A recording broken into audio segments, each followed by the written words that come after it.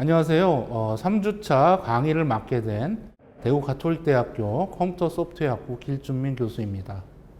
이번 3주차는 클라우드의 개념과 정의부터 시작하여 클라우드 전반에 대해서 살펴보고 클라우드의 핵심 기술과 클라우드 모델 등에 대해서 자세히 학습해 보도록 하겠습니다. 아울러 클라우드의 활용 및 적용 사례를 살펴보고 클라우드의 미래 전망에 대해서 생각해 보는 시간을 갖도록 하겠습니다. 먼저 3주차 1차 시에서는 클라우드의 개념과 정의, 장점과 단점, 그리고 클라우드의 핵심 기술에 대해서 살펴보겠습니다. 4차 산업혁명은 모든 사물이 연결되는 초연결 사회로서 각각의 사물에 부착된 센서로부터 센싱된 데이터가 끊임없이 발생하고 있는 환경에 기반하고 있습니다. 이렇게 만들어진 데이터는 양적 측면에서 대용량이고 빠르게 생성되며 다양한 형식을 갖고 있는 빅데이터의 특징을 갖고 있습니다. 이런 빅데이터는 기존의 데이터 처리 방식과 기술로는 분석하기 힘들 정도로 매우 방대하고 복잡하다는 특징을 갖고 있습니다. 특히 빅데이터로부터 가치 있는 정보 추출을 위해서는 빅데이터 수집 기능을 통해 빅데이터의 저장, 처리, 분석 기능이 필요합니다. 빅데이터 저장을 위해서는 대용량의 저장 공간이 필요하며 빅데이터의 처리 및 분석을 위해서는 성능이 우수한 컴퓨터가 필수적으로 필요합니다. 이를 해결하고 처리할 수 있는 기술이 바로 클라우드 기술이며 사물 인터넷, 빅데이터, 인공지능 등 4차 산업혁명 기술의 구현과 실행을 위해 필수적으로 요구되는 기반 기술 중에 하나가 바로 클라우드입니다. 자, 그러면 클라우드 기술이 왜 4차 산업혁명 시대에 필수적으로 필요한 것일까요? 4차 산업혁명의 핵심 기술 중에 하나인 사물 인터넷은 각 사물에서 센싱한 데이터를 수집하고 이에 대한 처리 및 분석 과정을 거친 후에 가치 있는 정보를 추출하는 것이 주요 이슈입니다. 즉, 사용자가 사물 인터넷 기기를 이용하면 사물 인터넷 기기로부터 수많은 데이터가 발생합니다. 기업들은 이 데이터를 취합하고 분석함으로써 사용자가 무엇을 원하는지 파악하고 이를 통해 사용자가 원하는 서비스를 개발하여 이익을 창출할 수 있습니다. 그렇다면 이런 사물 인터넷의 데이터를 어떻게 취합하고 관리해야 할까요? 기업이 직접 데이터 센터를 세우고 데이터를 관리하는 것은 일반적으로 비효율적입니다. 그 이유는 데이터 센터를 만들고 그것을 유지하고 보수하는데 비용이 많이 들어가기 때문입니다. 더욱이 시시각각 변하는 사물 인터넷 데이터의 증가와 감소에 효율적으로 대처하기 어렵기 때문입니다. 자, 따라서 대부분의 기업들은 아마존이나 구글과 같은 시중의 퍼블릭 클라우드 혹은 공용 클라우드라고 부르는데요. 이러한 퍼블릭 클라우드 서비스 사업자에게 컴퓨팅 자원을 임대받은 후 사물 인터넷 기기로부터 생성된 데이터를 효율적으로 관리하고 있습니다. 한편 클라우드는 데이터 규모에 따라서 신속하고 유연한 컴퓨팅 자원의 제공을 통해서 빅데이터 처리 분석이 가능합니다. 게다가 이러한 빅데이터를 실시간으로 수집하고 관리하고 분석하는 것이 또한 가능합니다. 자, 그래서 최근에 빅데이터 처리 분석을 위한 인프라로서 클라우드가 각광을 받고 있습니다. 빅데이터 저장, 처리 분석을 위해 클라우드를 활용할 경우에 얻어지는 장점은 빅데이터의 저장, 처리 분석에 필요한 컴퓨팅 장치를 실시간으로 용량에 맞추어 제공받을 수 있다는 점입니다. 게다가 이러한 컴퓨팅 장치를 구성하는데 소요되는 비용과 시간 절감의 장점을 얻을 수 있습니다.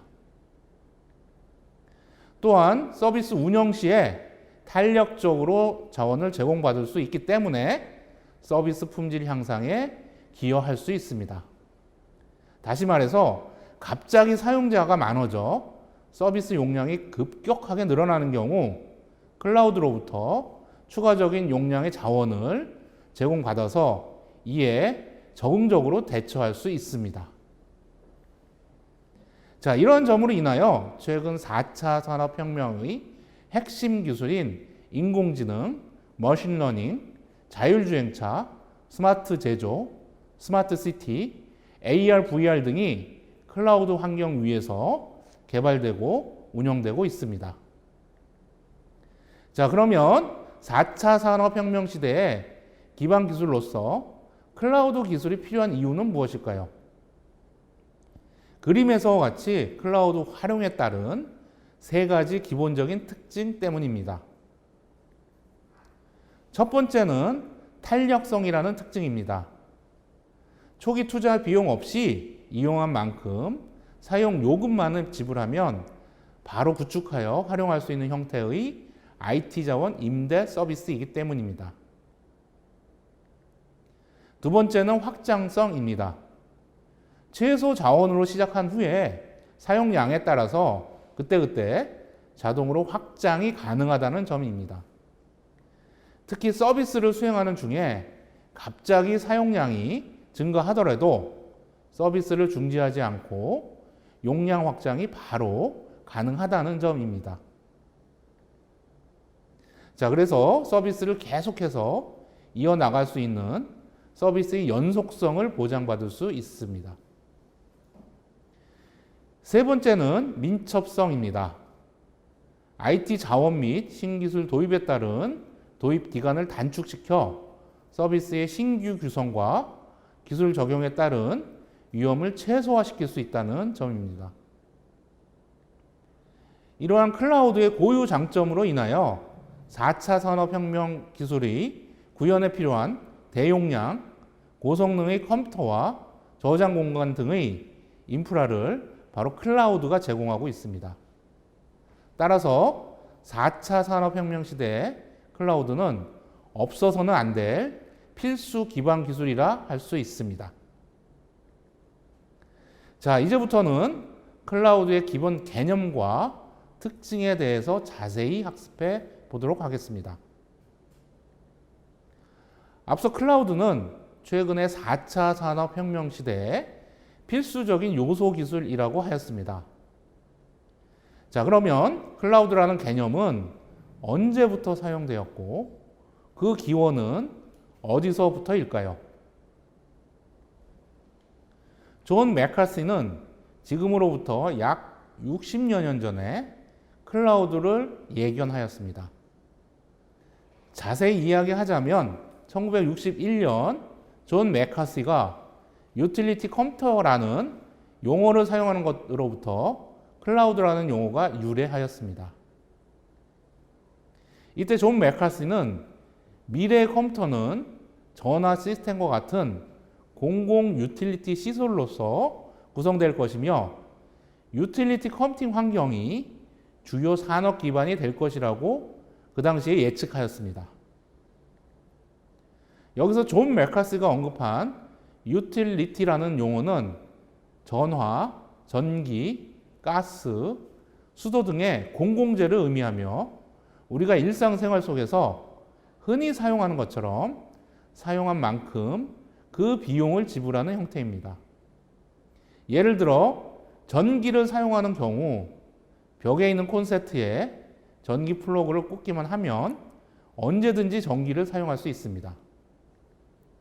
이렇게 함으로써 우리가 갖고 있는 TV도 켤 수 있고 청소를 위해 진공 청소기를 돌릴 수도 있으며 컴퓨터를 동작시킬 수도 있습니다. 아울러 한 달 동안 사용한 전기 사용량에 따라서 전기 요금이 월 말에 청구되며 사용자는 전기 요금 청구소에 따라서 전기회사에 전기 요금을 지불을 합니다. 즉 클라우드는 우리가 집에서 사용하는 유틸리티와 마찬가지로 컴퓨팅 서비스를 사용한 만큼 그 비용을 지불하는 형태입니다. 60여 년 전에 남긴 존 맥카스의 예언이 오늘날 클라우드 세상을 그대로 묘사하고 있습니다. 한편 1961년 존 맥카시가 언급한 유틸리티 컴퓨팅 용어에 이어서 1993년에는 이미 거대 규모의 ATM을 클라우드라고 지칭하였습니다. 1995년에는 제너럴 매직과 AT&T를 포함한 여러 통신사들이 서로 제휴를 맺고 클라우드 컴퓨팅 서비스를 최초로 시작하였으나 이 시기는 클라우드가 다소 생소하고 시대에 앞선 기술이었기 때문에 클라우드 서비스 사업은 실패로 끝났습니다. 시간이 지난 2005년에 드디어 클라우드라는 단어 그리고 용어가 널리 퍼지기 시작하였는데요. 초기 클라우드 컴퓨팅은 SaaS, 즉 소프트웨어 애저 서비스에 집중되었지만 2008년도부터 IaaS, 즉 인프라스트럭처 애저 서비스 그리고 PaaS, 플랫폼 애저 서비스로 그 영역이 확대되어 현재에 이르고 있습니다. 여기서 SaaS, IaaS, PaaS라는 용어가 나오는데요. 이 용어는 클라우드 서비스 부분에서 자세히 살펴보도록 하겠습니다. 한편 클라우드의 출현 배경에는 대규모 데이터 센터의 구축 이외에도 데이터 폭증과 모바일 디바이스의 다양화 그리고 하드웨어의 고성능화와 같은 것들이 많은 영향을 끼쳤습니다. 자, 차례대로 하나하나 자세히 살펴보도록 하겠습니다. 첫째, SNS와 스마트폰의 대중화로 인하여 개인 데이터가 폭발적으로 증가하였고 아울러 사물 인터넷의 성장과 대중화로 인하여 센싱 데이터가 급격하게 증가하고 이것이 데이터 폭증으로 이어져서 결국 빅데이터의 출현을 야기하였습니다. 이런 빅데이터의 저장과 처리, 분석을 위해 클라우드 기술이 출현하게 되었으며 둘째, 태블릿 PC, 스마트폰, 스마트워치 등 다양한 모바일 디바이스가 등장하고 커넥티드 TV, 커넥티드 자동차 등 다양한 장치에 기본적으로 유무선 네트워크를 통한 인터넷에 연결됨에 따라서 이들 모바일 디바이스의 데이터를 저장하고 관리하는 기술로 클라우드 기술이 활용되게 되었습니다. 셋째, 대용량 계산, 대용량 전송, 대용량 저장이 가능할 정도로 하드웨어가 고성능화되고 또한 하드웨어 가격이 하락함에 따라서 대규모 데이터 센터를 구축하고 데이터 센터 내의 IT 자원을 공유하여 효율적으로 사용하는 것이 비용 측면에서 유리하게 되었습니다. 따라서 이러한 대규모 데이터 센터의 구축은 네트워크 기술과 가상화와 같은 소프트웨어 기술의 발전에 힘입어 클라우드의 실현을 더욱 가속화시키는 계기를 마련하였습니다. 다음으로 클라우드의 정의에 대해서 자세히 알아보겠습니다. 한마디로 클라우드는 소유하지 않고 공유하는 컴퓨팅 패러다임입니다. 왜 클라우드는 공유하는 컴퓨팅 패러다임일까요? 클라우드를 설명할 때 보통 클라우드를 전력 공급 시스템에 비유하곤 합니다. 그림에서 볼 수 있듯이 과거에는 공장마다 자가 발전 시스템을 갖추고 있는 환경이었습니다. 자, 이런 환경에서는 처음 공장을 지을 때 자가 발전 시스템을 갖추어야 하기 때문에 초기 투자 비용이 매우 높아지게 됩니다. 또한 공장을 지을 당시에 발전 용량이 미리 정해져 있어서 필요할 때마다 전력의 양을 유연하게 늘렸다 줄이지 못하는 한계점을 갖고 있습니다. 그런데 현재도 공장마다 자가 발전 시스템을 갖고 있을까요? 왼쪽에 있는 그림과 같이 공장마다 혹은 집집마다 자가 발전 시스템을 갖추고 있지는 않습니다. 오른쪽 그림과 같이 눈으로 가시거리상으로 보이지는 않지만 보이지 않는 저쪽 어딘가에 대형 발전소를 두고 송전탑을 통해서 전기를 공급받아 공장을 가동하게 됩니다. 또한 같은 방법으로 집의 전등을 켤 수도 있습니다. 바로 최근에 우리가 사용하고 있는 전력 공급 시스템과 마찬가지로 이런 방식이 바로 클라우드의 일반적인 형태입니다. 개인별로 개별적인 IT 자원을, 즉 컴퓨터를 소유하는 것이 아니라 사용자는 구름 너머 저쪽 어딘가에 있는 데이터 센터의 자원을 임대받아서 인터넷을 통해 접근하여 자원을 사용하는 것입니다. 여기서 데이터 센터는 전력 시스템에서 발전소에 해당한다고 볼 수 있고요. 인터넷은 송전망에 해당한다고 볼 수 있습니다. 따라서 앞서 이야기한 대로 클라우드는 개별적인 자신만의 자원을 독점적으로 소유하며 사용하는 것이 아니라 데이터 센터의 자원들을 서로 공유하며 인터넷을 매개체로 사용하는 것입니다. 앞서 자원의 개별적인 소유가 아닌 자원의 공유 개념으로서 클라우드의 정의를 살펴보았습니다. 자, 이제 클라우드를 좀 더 정형적으로 각 기관에서 어떻게 정의하여 사용하고 있는지 살펴보겠습니다.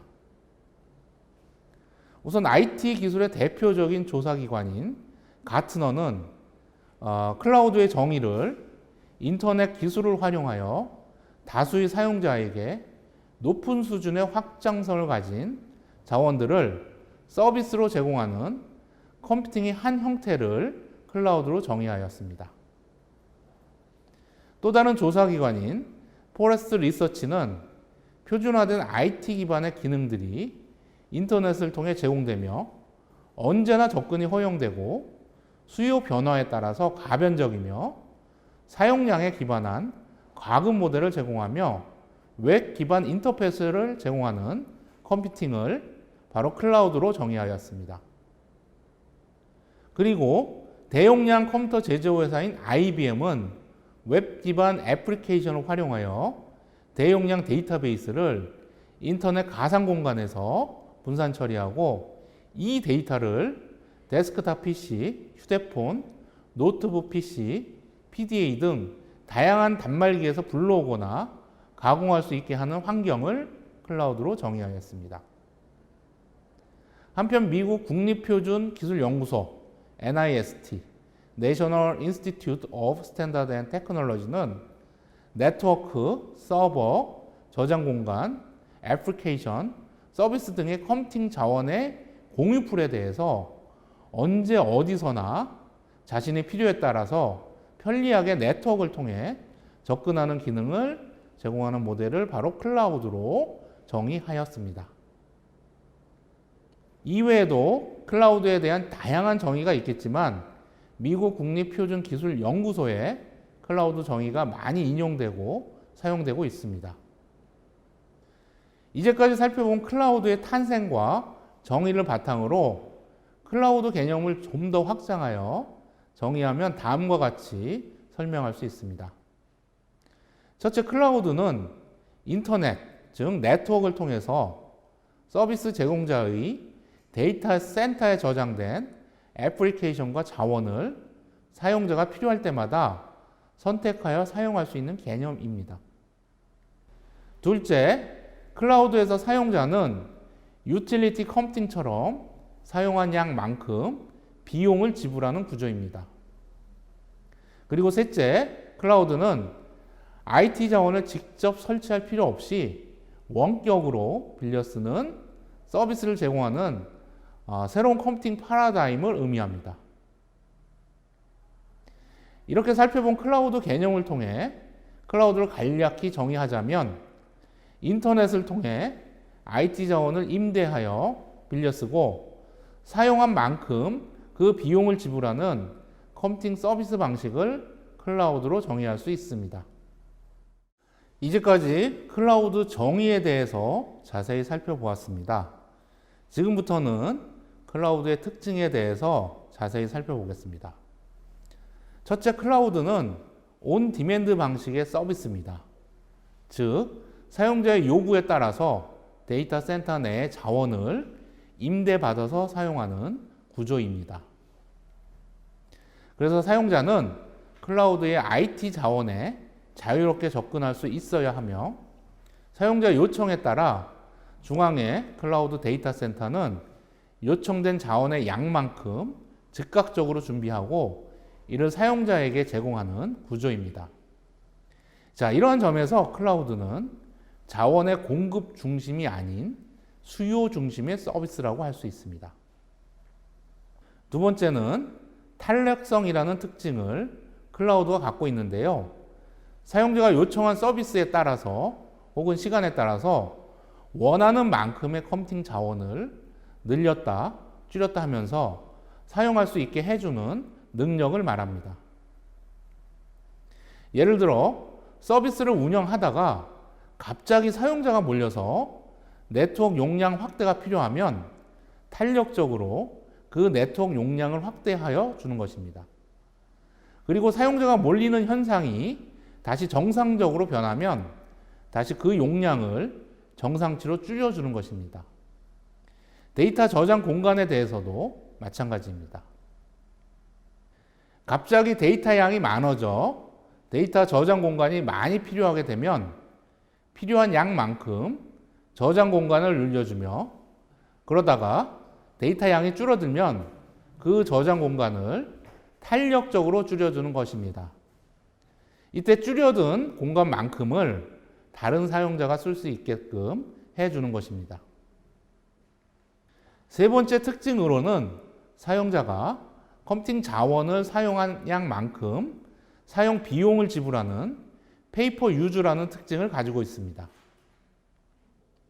만약 클라우드가 아닌 기존 방식으로 서비스를 운영한다면 다음과 같은 단점을 갖게 됩니다.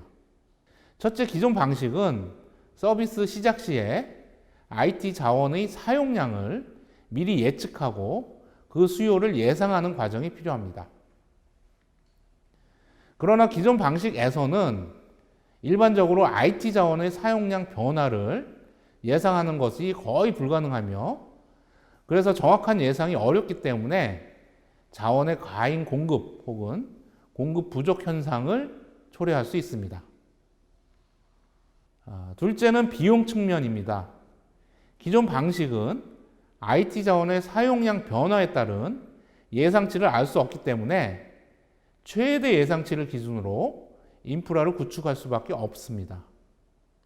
그러나 최대 예상치로 항상 IT 자원을 활용하는 것이 아니라 유자원이 발생할 수도 있고 이로 인해 자원 낭비와 인프라 구축 비용의 과도한 지출을 초래하게 됩니다. 셋째, 조직의 민첩성이 떨어진다는 단점입니다. 기존 방식은 새로운 프로젝트를 시작할 때 계획 수립, 설치, 환경 설정 과정까지 상당한 시간과 비용이 들기 때문에 클라우드 환경에서 제공하는 빠른 구성과 세팅이 가능하지 않아서 민첩성이 저하가 됩니다. 따라서 기존 방식을 대신하여 클라우드를 사용하면 기본적으로 클라우드는 다음과 같이 5가지 장점으로 요약할 수 있습니다. 첫 번째 장점은 경제성에 있습니다. 클라우드 환경에서는 사용하고자 하는 자원을 원하는 기간만큼만 사용하므로 자원 낭비를 최소화시킬 수 있습니다. 그리고 소프트웨어 및 데이터를 클라우드로 통합 관리함으로써 소프트웨어 업그레이드 작업이나 데이터의 관리를 효율적으로 할 수 있어서 그 비용이 절감이 됩니다. 두 번째 장점은 초기 투자 비용의 절감에 있습니다. 클라우드를 사용하면 초기 구축에 필요한 하드웨어와 소프트웨어를 구매하지 않아도 됩니다. 그리고 하드웨어나 소프트웨어 유지 관리 또한 클라우드 자체에서 관리해 주기 때문에 자원의 유지 비용을 사용자가 부담할 필요가 없습니다. 그래서 초기 투자 비용과 유지 관리 비용이 최소로 절감된다는 장점이 있습니다. 세 번째는 유연성에 있습니다.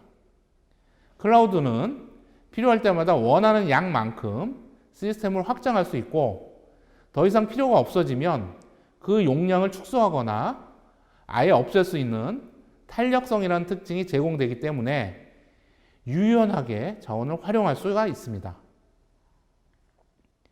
네 번째는 가용성이라는 장점이 있습니다. 재해나 장애에 대비하여 데이터 센터와 클라우드 시스템을 구성하였기 때문에 결과적으로 가용성이 높고 클라우드가 아닌 자체 시스템보다 신뢰성이 높아진다는 장점이 있습니다. 여기서 가용성이라는 것은 시스템을 내가 원하는 시간 내에 항상 사용할 수 있다는 것입니다. 예를 들어서 클라우드 내의 자원에 대해서 장애가 발생하더라도 클라우드 내부에서 대체 자원을 바로 지원받을 수 있으므로 예외 발생 상황에 대해서 능동적인 대처가 가능하다는 장점이 있습니다. 다섯 번째는 빠른 구축 속도에 있습니다. 클라우드 사용자는 클라우드 제공자가 제공하는 인프라를 즉각적으로 사용할 수 있기 때문에 신속하게 서비스 구축이 가능하다는 장점이 있습니다. 앞서 살펴본 클라우드의 장점에도 불구하고 단점이 존재합니다. 클라우드에서는 모든 데이터가 데이터 센터 내에 서버 스토리지에 집중하여 저장됩니다. 그래서 데이터 센터에 저장된 데이터가 누군가에 의해서 해킹된다든지 혹은 불특정 다수에게 노출된 경우에는 정보 누출의 위험이 오히려 증가합니다. 따라서 클라우드는 정보 노출의 위험에 항상 노출되어 있는데요. 그러나 이러한 노출에 대한 위험이 존재는 하지만 일반적으로 클라우드의 데이터 센터는 제3의 보안 전문 회사에 의해서 전문적으로 철저하게 관리되기 때문에 오히려 사용자가 자신의 데이터를 스스로 보호하고 관리하는 것보다 훨씬 안정적이고 신뢰할 만하다고 할 수 있습니다. 한편 클라우드에서는 데이터가 사용자의 인지 없이 데이터 센터 내의 저장 공간에 분산되어 저장이 됩니다. 따라서 개인이 직접 그 데이터를 통제하는 것은 사실상 불가능합니다. 이로 인하여 클라우드 서비스의 사업자가 자신의 지배하에 사용자의 민감 정보나 개인 정보 등을 통제할 수 있는 위치에 있게 됩니다. 여기서 개인정보가 침해될 위험성이 발생합니다. 그래서 이에 대한 대응 방안으로 민감한 개인정보는 자신의 스마트폰이나 PC에 저장해 두고 사용하며 덜 민감한 정보를 클라우드에 저장해 놓고 사용하는 것입니다.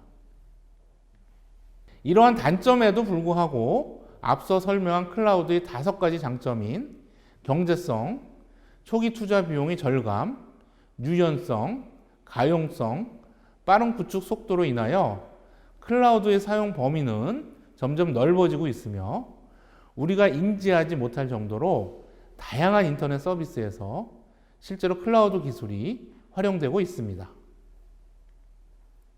자, 이제 클라우드의 구조에 대해서 살펴보겠습니다. 클라우드 구조는 기본적으로 크게 5가지 요소로 구성되어 있습니다. 첫 번째 요소로 클라우드 기반의 IT 자원을 제공하는 기관을 지칭하는 클라우드 제공자가 있습니다. 클라우드 프로바이더라고 합니다. 클라우드 제공자는 앞서 언급한 IaaS, PaaS, SaaS 형태로 사용자에게 IT 자원과 서비스를 제공합니다.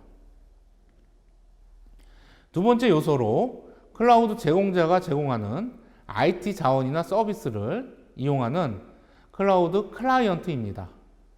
이를 클라우드 단말이라고도 부르며 스마트폰, 태블릿 PC, 데스크탑 PC, 노트북 등을 예로 들 수 있습니다.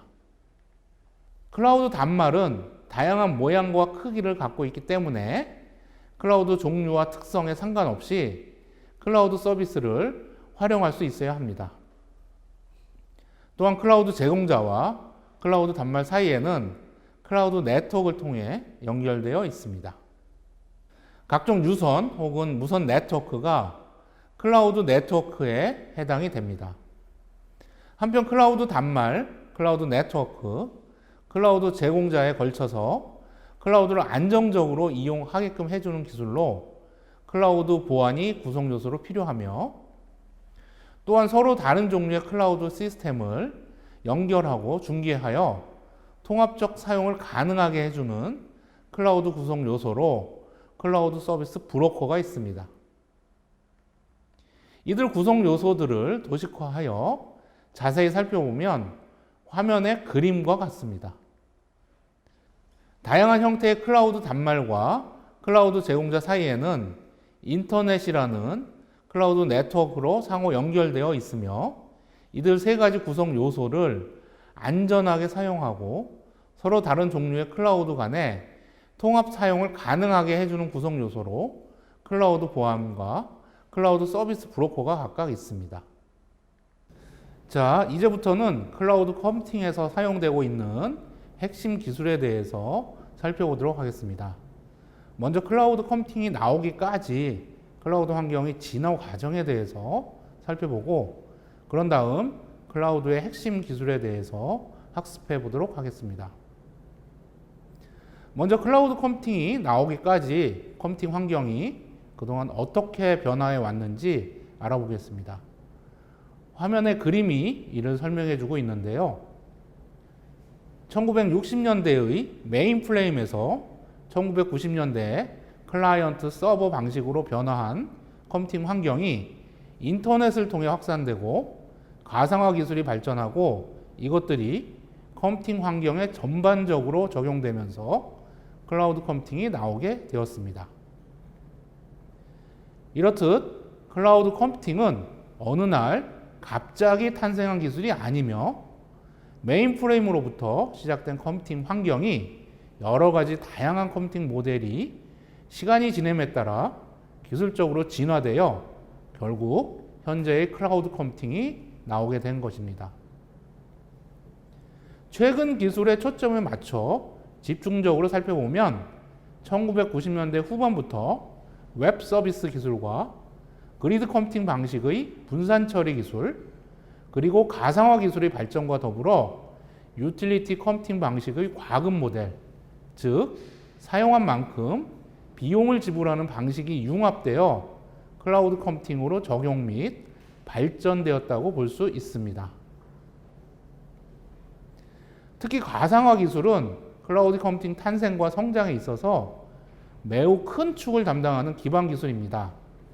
서버, 플랫폼, 스토리지, 애플리케이션 등 컴퓨팅 요소에 적용되어 가상 서버, 가상 플랫폼, 가상 스토리지 등 물리적 자원을 논리적으로 분할하여 활용하는 데 적용되어 왔습니다. 자, 그렇다면 여기서 가상화 기술에 대해서 좀 더 자세히 살펴보겠습니다. 클라우드의 기반 기술로서 가장 핵심적인 기술 중에 하나는 바로 가상화 기술입니다. 특히 가상화는 현재 IT 기술을 상징하는 핵심 키워드 중에 하나이며, 클라우드 컴퓨팅의 다양한 분야에 걸쳐서 사용되고 있는 기술입니다. 화면의 그림에서 보는 것과 같이 하나의 물리적 자원을 여러 개의 가상 머신으로 나누어 운영할 수 있도록 지원하는 기술이 바로 가상화입니다. 특히 각각의 가상 머신은 사용자에게 자원 제공 형태로 제공되어 물리적 자원은 하나이지만 여러 개의 논리적 자원으로 분할하여 각각을 독립적으로 활용할 수 있게끔 해주는 기술입니다. 좀 더 구체적으로 클라우드 컴퓨팅에서 활용되는 가상화 기술을 살펴보면 IT 자원을 가상 객체라는 형태로 만들어서 사용하는 기술 플랫폼으로 볼 수 있습니다. 여기서 가상 객체라는 것은 물리적 자원 위에서 생성되는 가상 자원 혹은 가상 머신으로 볼 수 있는데요.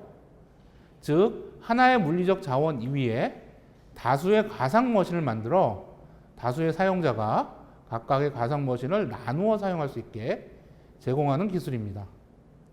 자, 그래서 하나의 물리적 자원 이외에 복수 개의 논리적 자원이 운영이 되고 지원이 가능하다는 것입니다.